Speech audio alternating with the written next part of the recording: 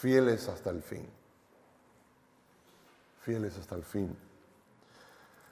Quiero decirte que tu llamado es sublime.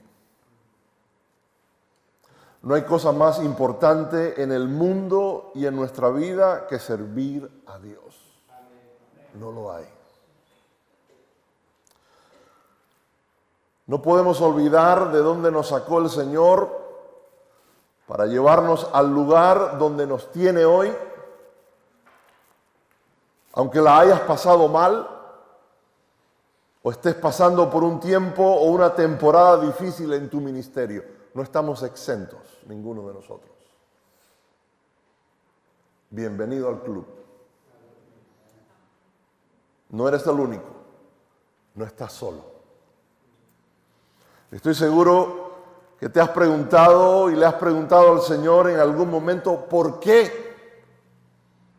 ¿Por qué yo, Señor? ¿Por qué ahora? En Deuteronomio 8:2, y no vamos a estar ahí, pero simplemente lo quiero leer como referencia. Dice, y te acordarás de todo el camino por donde te ha traído Jehová tu Dios estos 40 años en el desierto, para afligirte, para probarte, para saber lo que había en tu corazón, si habías de guardar o no sus mandamientos. Nótese que en este versículo hay 3 para, esa preposición tan importante, o 3 razones que Dios nos prueba en nuestro camino, por nuestro desierto, por donde nos ha traído el Señor todo este tiempo. La primera es para afligirte. Si has sido humilde. Ninguno de nosotros estamos exentos de comer pastel de humildad de vez en cuando. ¿Cuántos entienden lo que estoy hablando? Y el Señor a veces permite que comamos pastel de humildad. Para eso, para mantenernos con los pies en la tierra. Para que nunca nada de esto se nos suba a la cabeza. El otro para es para probarte. Si has sido probado. Les recuerdo que esto es un examen. Constantemente. Y el tercer para saber lo que había en tu corazón. ¿Cómo está tu corazón? Y dice ahí el versículo, y lo finaliza diciendo, si habías de ser fiel a su palabra. He conocido a pastores que a través de su jornada ministerial han cambiado su discurso, sus principios bíblicos, su doctrina, y se han ido tras la última moda de la comunicación del mensaje, usando los términos que usan unos pocos desviados y desubicados, solo porque son famosos líderes de ministerios conocidos. Creen que lo que dicen está avalado por lo que han logrado y no a la luz de las Escrituras. No porque tengas una congregación de 10,000, eso avala las barbaridades que puedas decir. Dejaron de ser fieles a su palabra. Una verdadera pena lo que estamos viendo y oyendo hoy en día en la televisión y en la radio. Aún más pena todavía los que están oyendo y viendo los del mundo.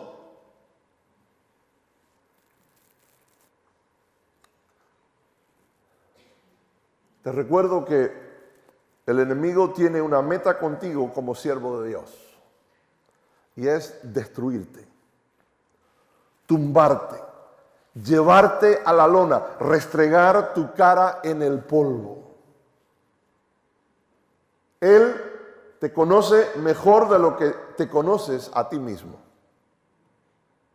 El enemigo te conoce mejor que tu cónyuge. Él te conoce mejor que tus padres que te criaron. Él te conoce mejor que tus allegados y colegas en el ministerio. El enemigo te ha estudiado meticulosamente y tiene un archivo de ti te tiene fichado si estás en el ministerio. Te conoce en tus momentos más débiles, sabe cuando estás hecho polvo, sabe de qué pie cojeas. Se aprovechará de ti en esos días y momentos donde estás ahí abajo, vulnerable, débil, cuando te sientes derrotado, deprimido. Y ojo, no importa en dónde estés en tu andar y peregrinaje con el Señor, no importa cuántos años hace que sirves a Dios, el enemigo no discrimina ni respeta. Este servidor siente los abates y los dardos del enemigo hoy.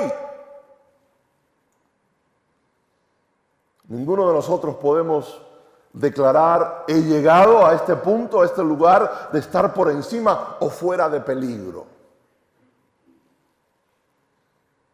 Somos blanco del enemigo en todo tiempo. Aunque seamos pastores de la grey de Dios, el diablo como león rugiente nos ve como ovejas del gran pastor. Que no se nos olvide que somos ovejas de su prado. Yo trato de recordarme eso también, que yo soy oveja del gran pastor. El enemigo odia y desprecia el Dios que sirves y el Cristo resucitado que predicas. Si logra desanimarte, todo el infierno se goza. Recuerda que la meta o el fin del enemigo es llevarte contra la lona, ponerte en una situación donde quedes descalificado para el ministerio. Fieles hasta el fin.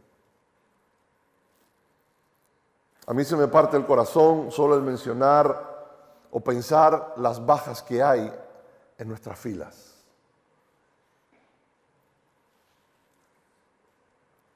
Hace poco leí en los medios allá en los Estados Unidos de la caída de un respetado y querido pastor que logró tomar una iglesia histórica en decadencia y resucitarla. Un hombre con un legado familiar de influencia nacional y mundial. Aún estamos sentidos y dolidos por él, por su familia y su congregación. Lo triste es que su esposa también cayó en adulterio. Los dos cayeron en adulterio. Vivimos tiempos donde pastores conocidos y desconocidos sucumben ante la tentación y no terminan bien. Nuestra meta es terminar bien la carrera. ¿Amén? Amén. Claro está, cuando son famosos, sus pecados también son famosos.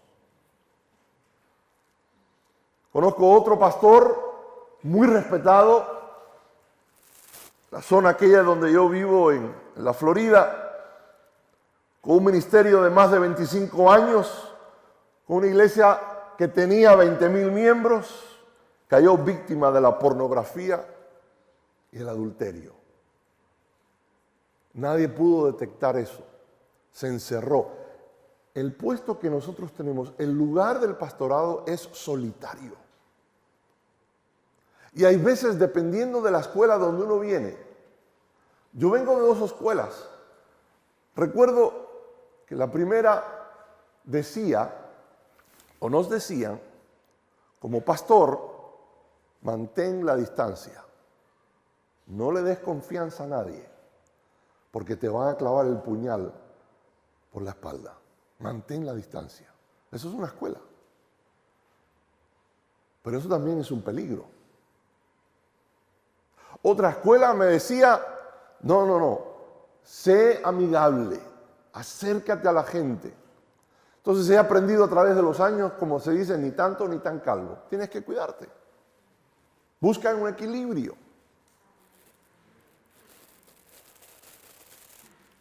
Otro joven pastor muy conocido en Miami subió como la espuma, rápido y furioso como la película esa, víctima de su fama, del estrés y las presiones del ministerio, volvió de donde el Señor lo sacó, del alcohol y de las drogas. Triste. Por eso menciono esas cosas. No permitas que el enemigo te descalifique para el ministerio. Ni ahora que comienzas quizás, ni ahora que llevas décadas sirviendo al Señor.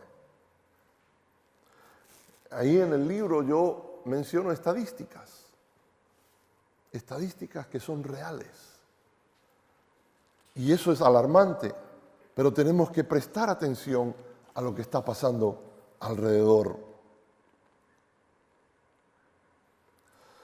Una de las cosas que pongo ahí es que el 80% de los graduados de seminarios y escuelas bíblicas que entran al ministerio lo dejan en los primeros 5 años. Tremendo. Por eso, mantente al pie del cañón, mantente firme en Cristo. El enemigo es especialista en destruir ministros cuando atraviesan tiempos difíciles y abrumadores. Pero hay un pasaje que he estado meditando últimamente, para mí. Quiero compartirlo con ustedes. Segunda de Timoteo, capítulo 4.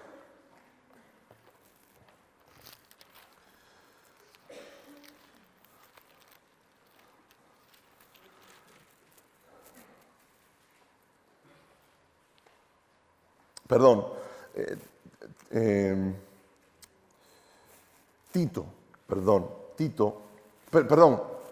Segunda de Timoteo, si es que lo tengo en mi Biblia aquí. Segunda de Timoteo, el capítulo 4, de los versículos 9 hasta el final. Antes de entrar y desmenuzar esto un poco, les doy un poco de trasfondo. Pablo estaba en una mazmorra.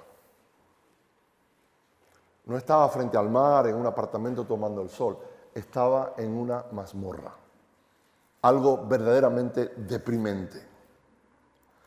El apóstol está llegando al fin y reflexiona por dónde lo ha llevado el Señor y la gente o la clase de gente con quien se encontró en el camino y tuvieron que ver con él y su ministerio. Todos aquellos. Ahí menciona montones de personas. Su final iba a ser horrible, decapitado. Pablo estaba en una situación difícil y complicada, una situación estresante. Entonces, ¿cómo manejas las dificultades y el estrés en tu vida? Pablo nos da varias directrices y consejos para nuestra jornada ministerial. La primera de ellas, si estás tomando nota, está en el versículo 9. Dice, procura venir pronto a verme. La primera de ellas es, procura tener un amigo cercano. Así de sencillo y así de verdad es. Procura tener un amigo cercano. En esos momentos difíciles, mejor será que tengas un buen amigo cercano, de confianza. Acuérdense que la escuela, una de las escuelas donde yo estaba, tenía esa filosofía de aislarse, no le des confianza a nadie. Aquí Pablo está diciendo, o nos está sugiriendo, procura tener un amigo cercano.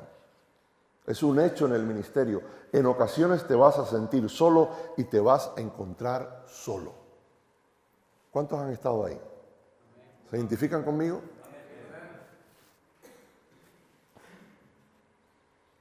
Las dificultades del ministerio y de la vida te aislarán, porque esa posición es peligrosa y te hace vulnerable. Vamos a necesitar a un amigo a quien rendir cuentas. Yo tengo varios de estos amigos, pero tengo uno en especial, el Dr. Robinson. Vive en California. Fue miembro de mi iglesia cuando yo pastoreaba allá en Los Ángeles. Es americano, casado con una peruana, pero venía a nuestra congregación y hemos sido amigos todos estos años, por más de 30 años. Casé al hijo mayor de ellos, que es un cirujano ahora. Pero David es mi amigo, es mi mentor. Yo necesito personas así en mi vida. David es el que yo puedo llamar en cualquier momento y decirle, estoy pasando por esta tentación. Y él me dice. Yo lo puedo llamar y decirle, tengo esta decisión que tomar, ¿qué me aconsejas? Es un tipo muy listo, muy inteligente. Otras veces, sin yo decirle nada, él me ha cantado las 40. ¿Qué es lo que estás haciendo? Lo que estás haciendo como Jetro. Lo que estás haciendo está mal. Porque yo le he dado permiso a él para ser mi mentor y hablarme, porque yo necesito un amigo así. Un amigo cercano. Déjame decirle que cuánta teología sepas, o hebreo o hermenéutica, lo que marcará tu ministerio en esa amistad cercana que estará contigo y por ti en esos momentos difíciles de prueba, de estrés, de tentación, de vulnerabilidad, eso es lo que cuenta. Porque cuando estés pasando por ese momento difícil, no importa la teología, el hebreo, lo que cuenta es si tienes a alguien de confianza cercano que va a venir y apoyarte. Pablo por eso tenía así un amigo cercano. Porque le dice, procura venir pronto a verme. La segunda cosa está en el versículo 10. Porque Demas me ha desamparado amando este mundo y se ha ido a Tesalónica. Crescente fue a Galacia y Tito a Dalmacia. Este es un aviso. Algunos cercanos a ti te decepcionarán. Si no lo sabías y si lo has experimentado ya, sabes de lo que estoy hablando. Y Pablo nos está avisando aquí en esta segunda cosa. Algunos cercanos a ti te van a decepcionar. Ya estás avisado. Mejor será que aprendas a sobreponerte a aquellos cercanos a ti que en algún momento dado te van a decepcionar. Son golpes duros que hay en el ministerio. Yo lo pasé hace muchos años. Recuerdo que había gente muy cercana a mí, en mi equipo de liderazgo, que tenían la llave de mi casa. Y tuvimos una situación, un problema en la iglesia, y esa gente me viró los cañones, como decimos, y me abandonó. Fue un golpe duro. Es un hecho. Aquellos que hoy pudieran estar contigo cercanos en tu ministerio y parte de tu equipo, puede que te desamparen, que te abandonen, cuanto más lo necesitas. Y como no eres el hombre de hierro, ni Superman, esas deserciones te afectarán, te dolerán, te harán daño. Acuérdate, es como, pensando en esto, es como la kriptonita para el pastor. ¿Saben que los pastores tienen kriptonita también, no? Esas personas que te debilitan con sus acciones y sus actitudes.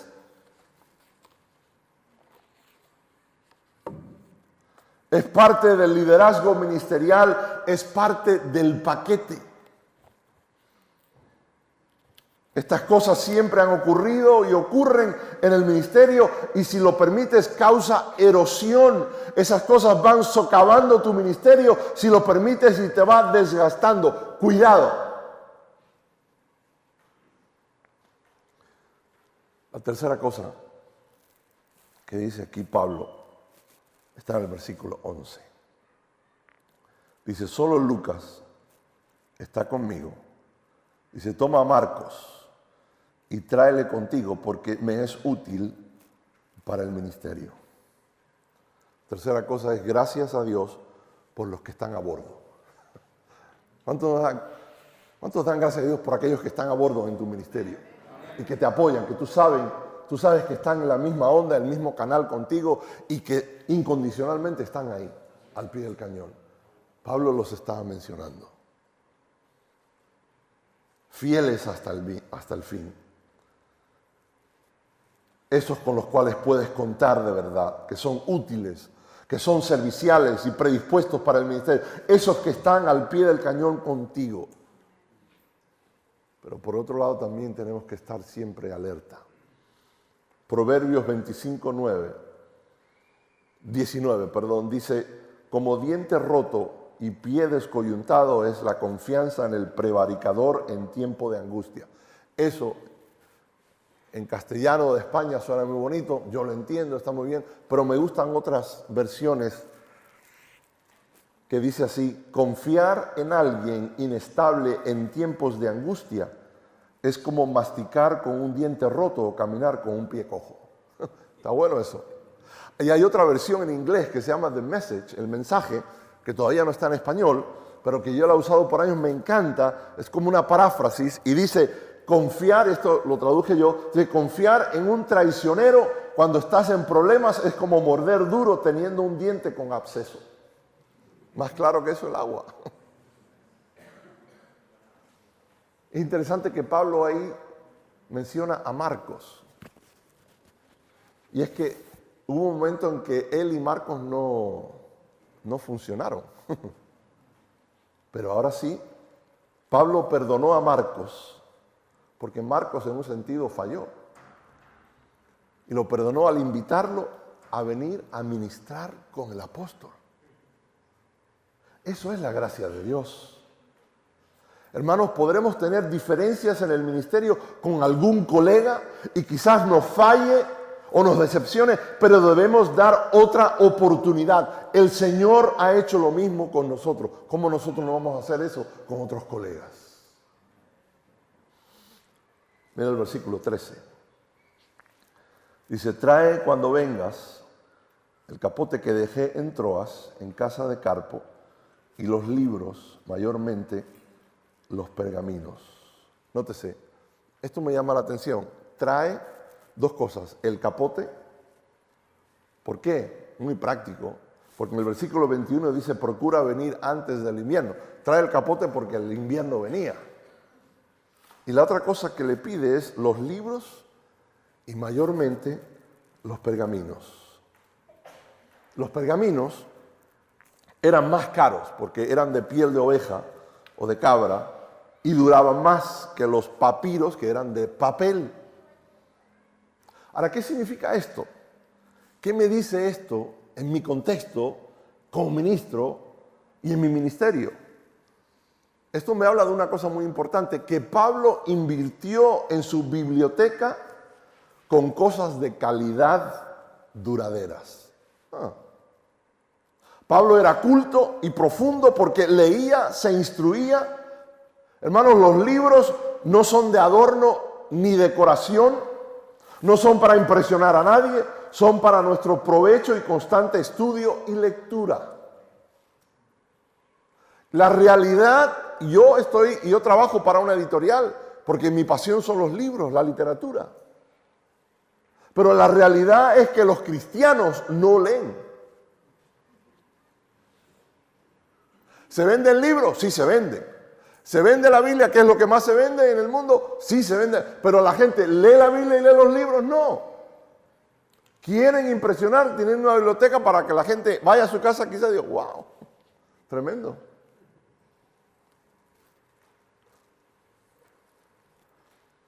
Y lo triste aún también, y lo tengo que decir aquí, que muchos pastores no leen, no se instruyen, no se preparan. Eso de que el Espíritu Santo me va a dar para predicar, eso no funciona. Hay escuelas que yo he visto también, donde dice, y esos son muletas ministeriales, no sé si entienden eso. Yo voy, ahora me pongo detrás del púlpito y voy a hablar lo que el Espíritu Santo me indique y me dé. Y fíjense que eso es una excusa tremenda y ya no es válida, porque le está echando la culpa a Dios de su ineptitud de no haber preparado y estudiado un mensaje.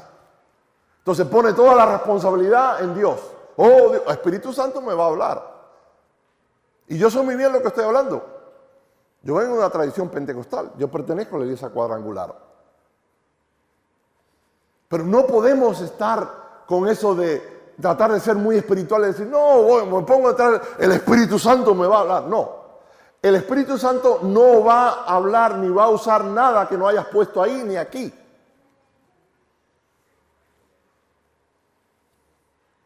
Anoche les estaba diciendo a los estudiantes de Instituto de Canción, estaban ahí 80 estudiantes y estaba hablando de otros temas sobre homilética y cosas y la importancia. Yo les decía a estos estudiantes, ustedes sabían que los expertos dicen que se necesitan de 35 a 40 horas de estudio para preparar un mensaje de 40 minutos. Y la reacción de muchos fue, digo, sí, esa es mi reacción también, porque ninguno de nosotros tenemos tiempo para eso. La mayoría de los pastores son bivocacionales. Pero esa es la realidad. Para predicar un buen mensaje y estar preparado necesitas tiempo para invertir en el estudio de la preparación del mensaje. Y todo eso está relacionado a lo que está diciendo aquí y lo que estamos hablando. Trae los libros y mayormente los pergaminos. Pablo era un hombre que se dedicaba a leer y a estudiar. Hace un par de semanas atrás fui invitado a la convención nacional de una denominación pequeña en Estados Unidos, la cual conozco hace muchos años, somos muy amigos.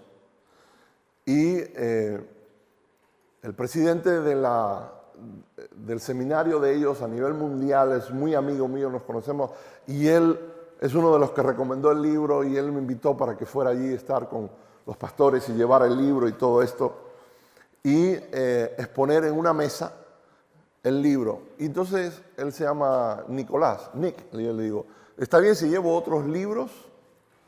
Y llevé unos libros de referencia, de estudios, comentarios, para prácticamente regalárselo a los pastores, porque a un precio irrisorio. La idea mía era apoyar a los pastores, y esa es mi idea. Eran libros que yo tengo, nuevos, y los llevé ahí para que los pudieran comprar casi regalados. Ustedes pueden creer que compraron el libro mío, sí, muy bien, todo eso, pero ninguno compró ningún libro de estudio ni de referencia. Hoy decía, oh, qué bueno esto, lo necesito y todo. Pero no, ninguno se interesó por eso. Pues no están leyendo, no están estudiando, no se están preparando bien. No dejamos nunca de prepararnos. Y es que, como dije hace un rato, no leen y lo quieren todo barato. Les es más fácil ir a Google o a Wikipedia. Tienes que hacer tu tarea en preparar los mensajes y estudios bíblicos. Déjeme decir una cosa. Yo me hice el propósito cuando comencé en mi ministerio, hace 35 años, de que yo no iba a calentar comida los domingos por la mañana en el culto. Nunca. Y nunca lo hice. Yo tengo archivos y archivos llenísimos de mensajes y estudios porque me hice ese compromiso conmigo mismo y con el Señor de que yo iba a traer carne todos los domingos, iba a preparar para mi congregación y la gente. Se merecía eso.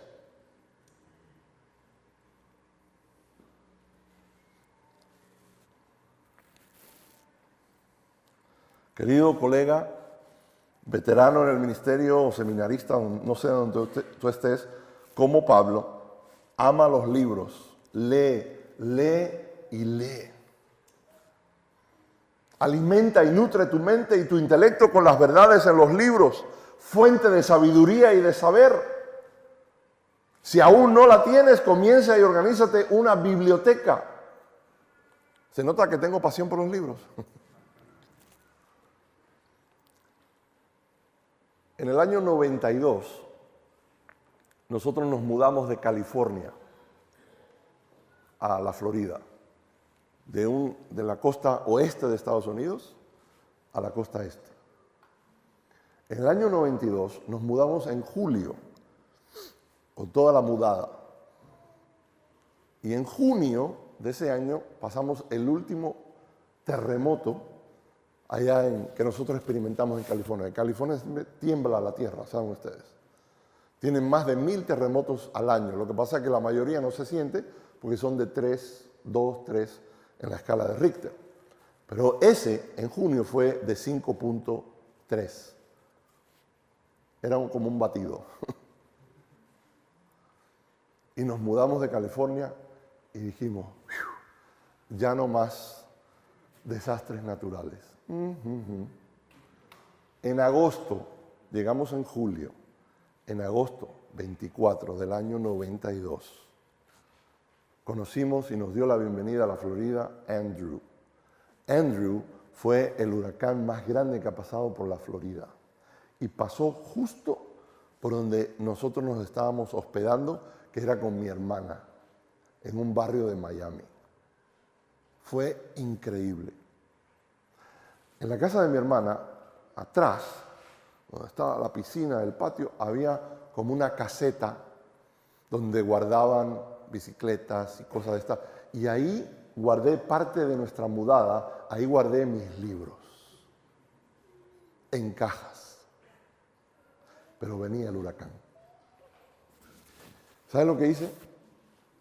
Yo agarré, incauto, agarré una manguera muy larguísima que tenían en el patio y le puse con estacas y la finqué y hice como una X por encima de esta caseta, que era metálica, creyendo que le iba a proteger de Andrew.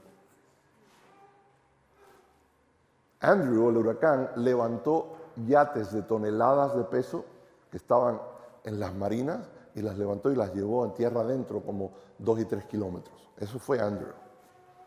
Entonces, el huracán no lo pasamos en casa de mi hermana, sino lo pasamos en otro lugar. Cuando yo regresé, después que había destruido todo eso, yo dije, uy, perdimos nuestra mudada porque la teníamos en otra casa y mis libros, wow, mi biblioteca que con tantos años me ha costado y tanta plata, se perdieron. Cuando yo llegué ahí, atrás, a inspeccionar esta caseta, shed, que se dice en inglés, ustedes pueden creer que la manguera estaba ahí, en forma de X. La estructura de esa caseta de metal no estaba ahí y todos mis libros estaban ahí intactos. Cuando yo me estaba rascando la cabeza y cuando regreso hacia la casa, que la piscina estaba toda con agua turbia, medio oscura, me doy cuenta abajo en el fondo que estaba toda la estructura metálica en el fondo de la piscina. Parece que el huracán había agarrado eso, lo había dado vuelta y lo había tirado en la piscina, pero no había destruido mis libros. Increíble. Hermano, lee mucho, profundo y variado. Lee cuanto más puedas, instrúyete. ¿Saben por qué les digo esto?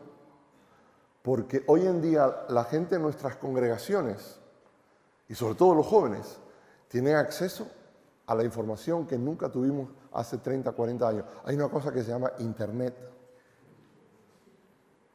Y la gente está al día con la información.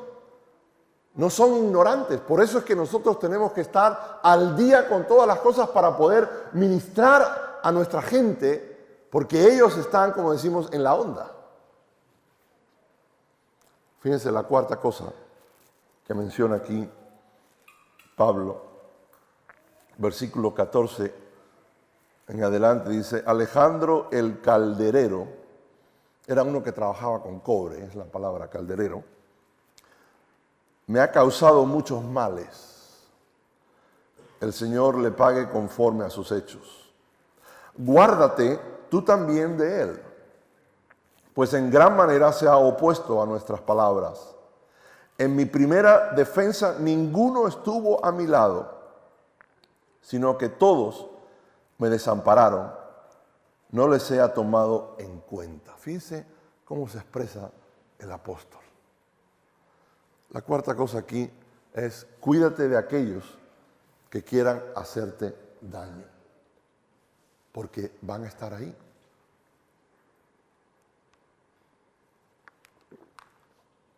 Esa es la realidad. Hay gente que va a querer hacerte daño. Es parte del paquete en el ministerio, el pastorado. Acuérdate de la kriptonita que le hace daño al pastor y al líder, ¿eh? Es un hecho. Donde quiera que sirvas, vas a tener enemigos. Viene con el paquete cuando te apuntaste para servir al Señor. Y muchas veces, como yo he dicho tantas veces, somos el almuerzo de muchos hermanos en la iglesia el domingo después del culto. Te pican en pedacitos. Esa es la realidad. Y hay veces que va a venir gente bien intencionada, después que tú has predicado con toda intensidad, va a venir alguien y decir, yo hubiera usado otro versículo en vez de ese que usó. Y ahí quieres tú darle un puñetazo santo y decirle, o no, ese punto que usted habló no está bien, yo hubiera usado otro.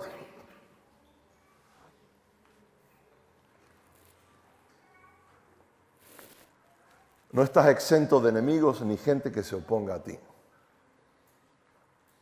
A veces creerás que los vas a traer como moscas. Te van a criticar, te van a engañar, traicionar. Vas a tener a tus Alejandros caldereros como los tuvo Pablo. Recuerda que en el ministerio, después de conocer las caras de muchos de tus ayudantes, también quizás vayas a conocer sus espaldas. ¿Cuántas espaldas has conocido?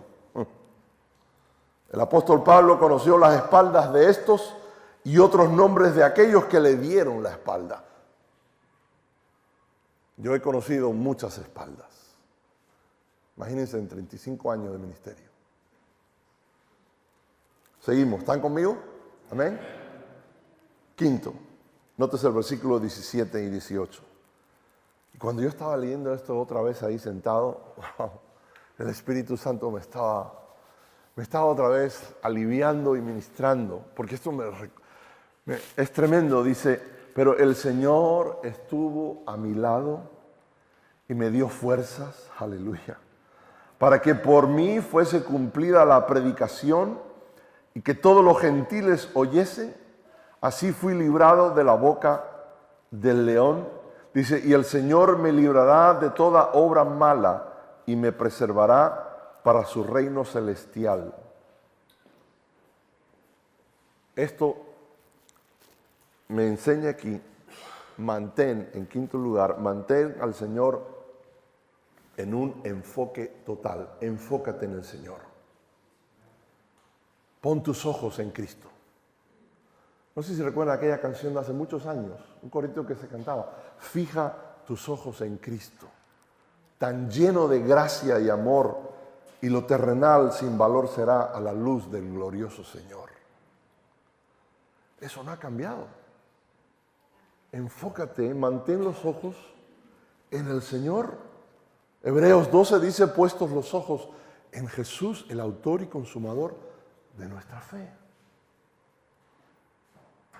Y en el versículo 18 ahí, como leímos, sigue y dice, a Él sea gloria, ¿por cuánto tiempo? Por los siglos de los siglos. Eso es mucho tiempo. Por los siglos de los siglos. Esta doxología nos dice que lo que hacemos es de dimensión, es de implicación y es de repercusión eterna, hermanos.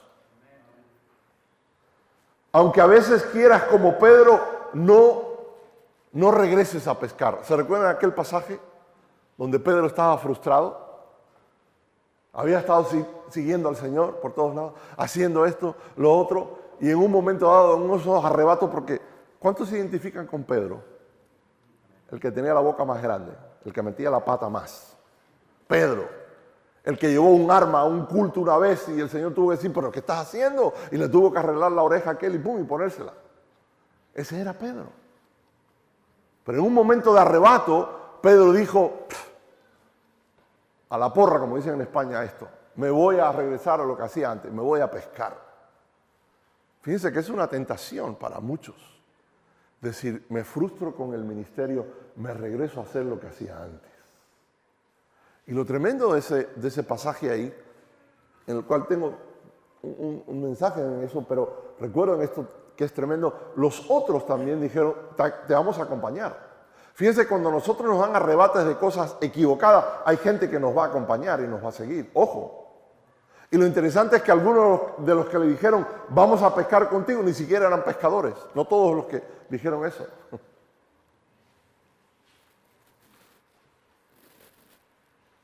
Por eso, aunque a veces quieras como Pedro, no regreses a pescar.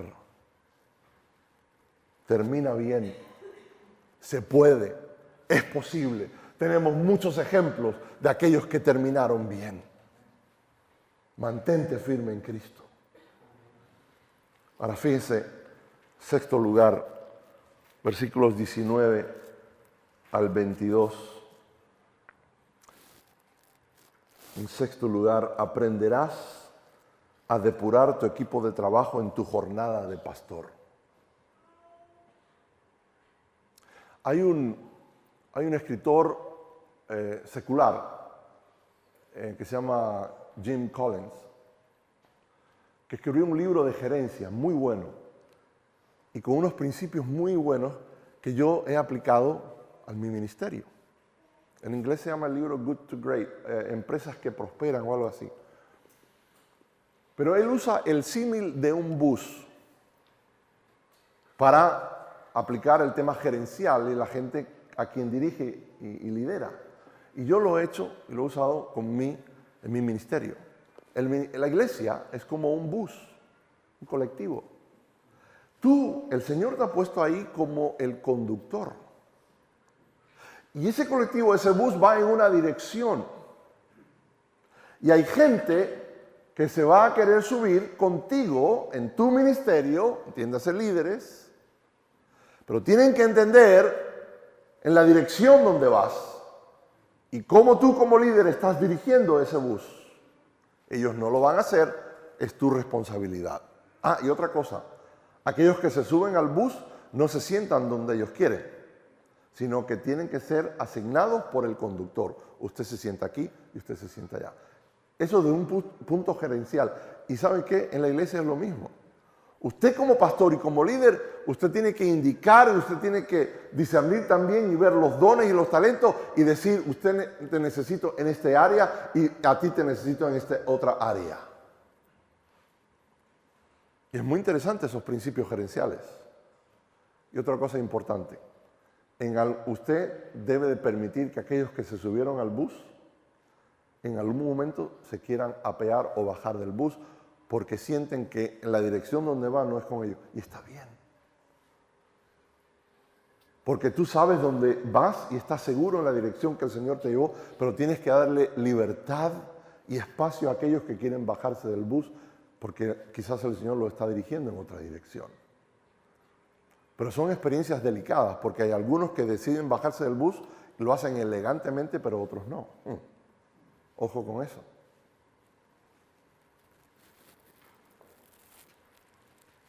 Aprenderás a depurar tu equipo de trabajo en tu jornada de pastor. Nótese, dice, saluda a Prisca y a Aquila y a la casa de Onesíforo. Imagínense, yo estaba viendo estos nombres helénicos. Son tremendos. Dice, Erasto se quedó en Corinto y a Trófimo dejé en Mileto enfermo. Procura venir antes del invierno, Eubulo o Eubulo. ¿Tú sabes lo que es ponerle a un bebé chiquitito recién nacido Eubulo? Eso es un crimen. Eubulo te saluda, y Pudente, Lino, Claudio y todos los hermanos. El Señor Jesucristo esté con tu espíritu. La gracia sea con vosotros. Amén. El capítulo 7 de mi libro lo dedico al trabajo en equipo. Les sugiero que le den un repaso. Yo doy una conferencia y un taller de trabajar en equipo de casi 2 horas. Y no es espiritual lo que uso ahí. Porque ese taller o esa conferencia le he dado con doctores, oficinistas, bomberos, todo aquel que necesita trabajar en equipo, que se rodea de gente y tienen que trabajar juntos, necesitan trabajar. Hay muchos pastores que no saben trabajar en equipo, porque piensan que ellos son la estrella. Nadie puede meter goles por sí solo, necesita a un equipo detrás de él. En todos estos versículos que hemos visto están los nombres de todo tipo de personas que sirvieron hombro a hombro con Pablo y los que aún estaban, los que se fueron al mundo. No necesariamente que se perdieron, sino que la atracción del mundo sigue siendo muy fuerte. Hay una gente que era parte de mi iglesia por un tiempo y los ayudamos, cristianos, y venían a la iglesia y los he seguido, nos seguimos por Facebook, pero se fueron al mundo. No significa que se perdieron espiritualmente, simplemente la atracción del mundo, como el caso aquí que menciona Pablo. Otros simplemente se mudaron de ciudad o de provincia. Él menciona aquí que solo el doctor Lucas estaba con él. Otros le abandonaron. Como dije hace un rato, algunos lo harán con elegancia, otros con arrogancia y despecho, otros te montarán un circo. Otros como el calderero o el herrero, los martillazos emocionales y verbales le hicieron daño al Pablo que no era de hierro. Toda esta gente afectó la vida y el ministerio de Pablo. En algunos casos fueron leales, otros desleales, otros de bendición y otros de mortificación. A veces los que nos rodean en nuestro ministerio son una caja de sorpresas. No sabes lo que hay ahí adentro, en el fondo. Solo el tiempo dirá cómo son de verdad. La realidad, hermanos, colegas, nos necesitamos unos a otros. Solos no podemos hacer la obra del ministerio. ¿Están de acuerdo conmigo? Antes, si ustedes se recuerdan de esto, los órganos de tubos no funcionaban con electricidad. Un famoso organista, al dar un recital, anunció cada pieza diciendo: ahora voy a interpretar. Y tocaba la pieza. Después del intermedio, anunció su siguiente pieza y comenzó a tocar el órgano, pero no había sonido.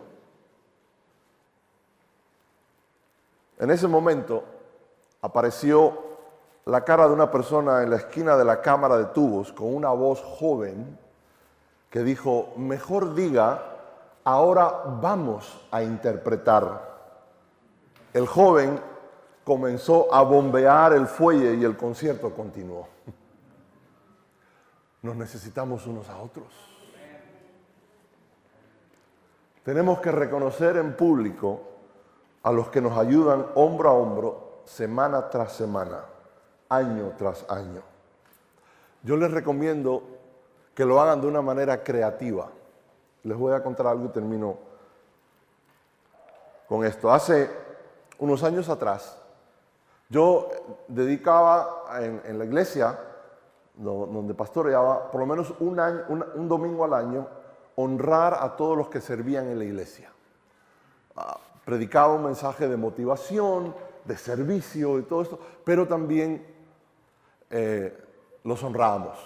Los hacía pasar al frente y que toda la congregación los aplaudiera, le diera un aplauso, high five, como se dice allá, honrarlos. Porque ya sabemos que el que sirve, sirve, y el que no sirve, no sirve. Y un domingo a mí se me ocurrió, o un sábado, el sábado anterior, fui a una tienda de deportes y compré un cubo lleno de pelotas de béisbol. ¿Saben lo que es el béisbol? Aquí no se juega béisbol, pero saben lo que es el pasatiempo principal en los Estados Unidos. Es un deporte,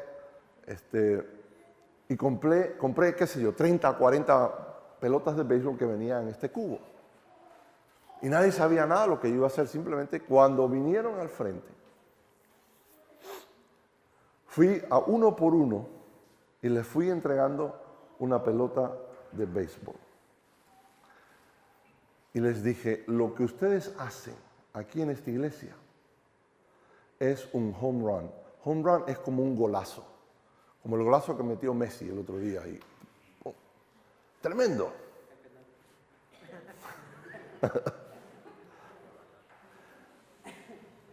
Y ellos no se lo esperaban.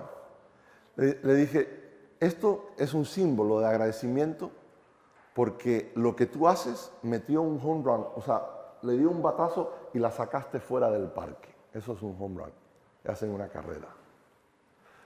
Fue tan interesante la experiencia aquella que fue uno por uno dándole a todos los que servían, 30, 40, 50, no me acuerdo, una pelota de béisbol. Claro, cuando tú haces así algo como pastor, a veces te vas a meter en problemas porque no supe cómo terminar el culto. Con todos ellos allí estaban tan entusiasmados que lo interesante es que empezaron unos a otros a darse autógrafos de su nombre en las pelotas de béisbol. Hasta la fecha nunca se les ha olvidado eso y muchos tienen esa pelota de béisbol ahí en un lugar.